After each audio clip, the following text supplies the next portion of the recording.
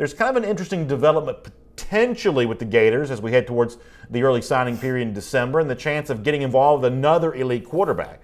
Zach Albalverdi, who covers Florida recruiting for SECCountry.com, had some interesting quotes from Emory Jones, five-star quarterback from Heard County, Georgia. A lot of really good quarterbacks from the state of Georgia this year. Jones currently an an Ohio State commit. There was some thought he would consider flipping to Alabama. Maybe there's a chance also that Florida kind of gets involved here. This is a guy that's already considering a flip, so it's not like you have to convince him not to go to Ohio State. He may be considering doing that already. It's just a matter of which SEC school would gain his services.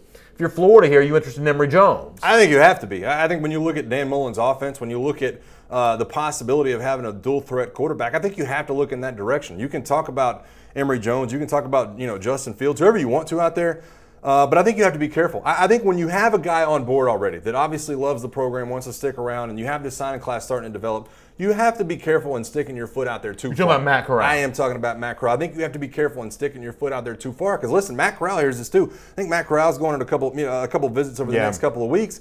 He knows what's going on right now. If Dan Mullen hasn't been showing him the same attention he's been showing Emory Jones, guess what? You might be without a quarterback at all. If he wanted Corral, it seems like he'd be showing a lot of love to Corral, and right now that's not what we're seeing. Yeah, I'm on board with you. I think that's what becomes scary, though, because I definitely agree with what you're saying. I think that when you look at it from the outside in, and you see Matt Corral starting to kind of dip his toes in the other water, and you see maybe these talks about Justin Fields and Emory Jones, and maybe Matt Corral's not getting a ton of credit or a ton of attention from Dan Mullen. I think you just have to be careful, though, because right now, this is a program without a quarterback. Felipe Franks is not going to be able to run this Dan Mullen type of offense, and I think you have to be careful when it comes to that.